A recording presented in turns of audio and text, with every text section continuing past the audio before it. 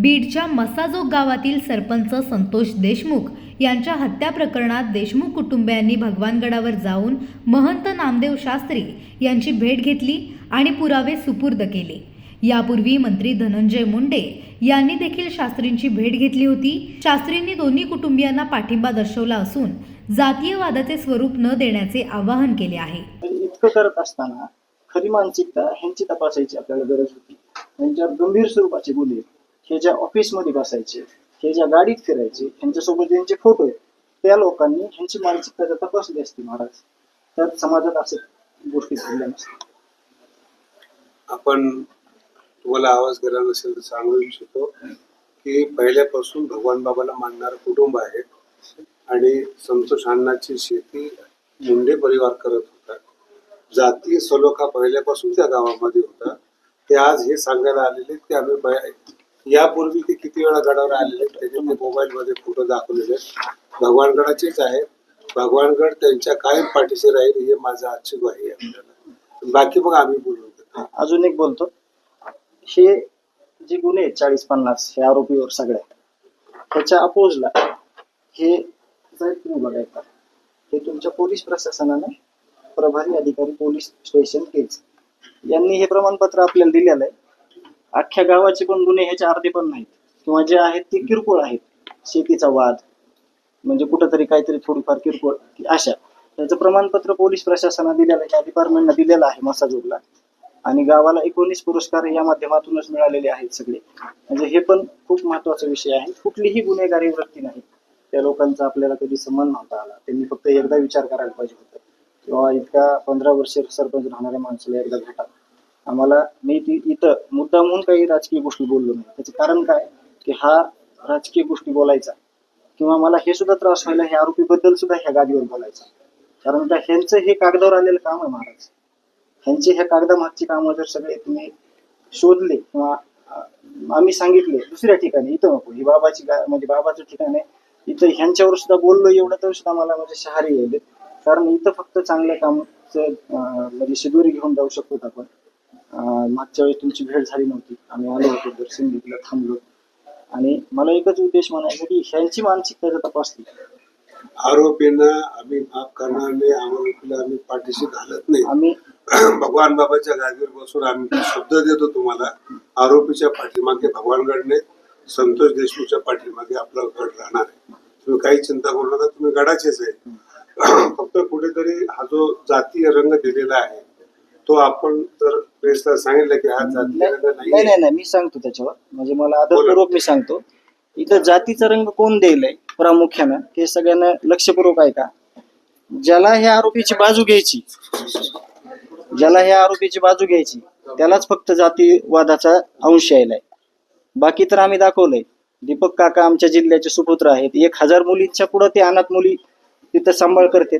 दत्ता भाऊ आहे ते एचआयव्ही म्हणजे शेकड्यावर मुलं तिथं सांभाळतात। विधवा महिला तिथं ज्या म्हणजे त्यांना कुणी आसरा देत नाही किंवा ज्यांचं काही कुणी नाही त्यांना सांभाळतात।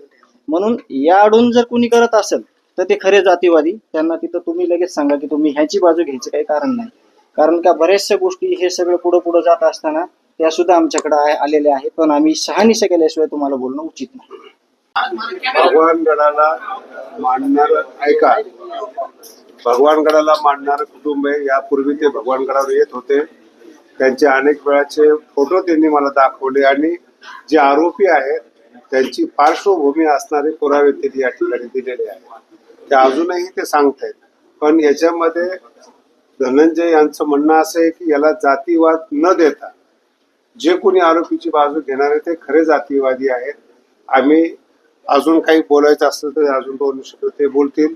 भगवानगड हा कायमस्वरूपी संतोष देशमुखच्या आणि धनंजयच्या पाठीमागा आहे आणि सदैव राहील।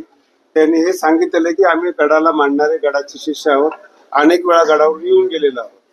फक्त आज आरोपी जे आहेत त्यांची खरी पार्श्वभूमी काय आहे, त्यांच्यावर किती गुन्हे आहेत हे दाखवण्यासाठी त्यांनी आरोपीचं गुन्हेगाराचं प्रमाण या ठिकाणी आणलेलं आहे। आणि संतोष अण्णांनी किती चांगलं काम केलेलं आहे, त्यांच्या ग्रामपंचायतीला किती पुरस्कार आहेत त्यांचं त्यांनी सर्टिफिकेट या ठिकाणी आणलेलं आहे। भगवानगड हा त्यांच्या पाठीमागे आहे. ते मूळचे बाबाचेच आहेत. ते मला आज कळालेलं आहे.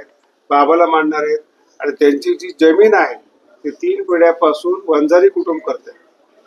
म्हणून जातीवाद न करता खऱ्या आरोपीला शिक्षा व्हावी हे या भगवानगडाच्या गादीवर माझं सांगणं आहे. याच्या अतिरिक्त जे काही आहे आम्ही बसून बोलू आणि त्यांना 2 घास खाऊ घालू, भगवान बाबाचा प्रसाद खाऊ घालू, जेणेकरून त्यांच्या आत्म्याला शांती मिळेल, मुलीला शांती मिळेल. तोपर्यंत आपण सगळ्यांनी लांब राहावं एवढंच माझं म्हणणं आहे. जर काही विचारायचं असेल तर धनंजय या ठिकाणी त्यांना बोलू द्या. याच्यात बाबा प्रत्येक क्षेत्रातला माणूस आपल्याला, जसं की तुम्ही आता इथून संप्रदायाचं तुम्ही सांगितलं, तसंच राजकीय लोक याच्यात आहेत, या न्यायाच्या भूमिकेत सामाजिक आहेत, संप्रदायातले आहेत. तर ते जर कुठं न्यायाच्या भूमिकेत असले आणि त्यांना जर कोणी जातीवादी म्हणत असेल तर तो एक विषय चांगला गांभीर्याने लक्षात घ्या पहिल्या दिवसापासून. म्हणून या आडून जर कोणी करत असेल तर ते खरे जातीवादी. त्यांना तिथं तुम्ही लगेच सांगा की तुम्ही ह्याची बाजू घ्यायचं काही कारण नाही. कारण का बऱ्याचशा गोष्टी हे सगळं पुढं जात असताना त्या सुद्धा आमच्याकडे आलेल्या आहेत, पण आम्ही शहानिशा केल्याशिवाय तुम्हाला बोलणं उचित नाही. भगवानगडाला मानणार ऐका, भगवानगडाला मानणारं कुटुंब आहे. यापूर्वी ते भगवानगडावर येत होते. त्यांचे अनेक वेळाचे फोटो त्यांनी मला दाखवले आणि जे आरोपी आहेत त्यांची पार्श्वभूमी असणारे पुरावे त्यांनी या ठिकाणी दिलेले आहेत. ते अजूनही ते सांगतायत. पण याच्यामध्ये धनंजय यांचं म्हणणं असं आहे की याला जातीवाद न देता जे कोणी आरोपीची बाजू घेणारे ते खरे जातीवादी आहेत. आम्ही अजून काही बोलायचं असतं तर अजून 2 शब्द ते बोलतील. भगवानगड हा कायमस्वरूपी संतोष देशमुखच्या आणि धनंजयच्या पाठीमागा आहे आणि सदैव राहील. त्यांनी हे सांगितलेलं की आम्ही गडाला मानणारे गडाचे शिष्य आहोत. अनेक वेळा गडावर येऊन गेलेलो आहोत. फक्त आज आरोपी जे आहेत त्यांची खरी पार्श्वभूमी काय आहे, त्यांच्यावर किती गुन्हे आहेत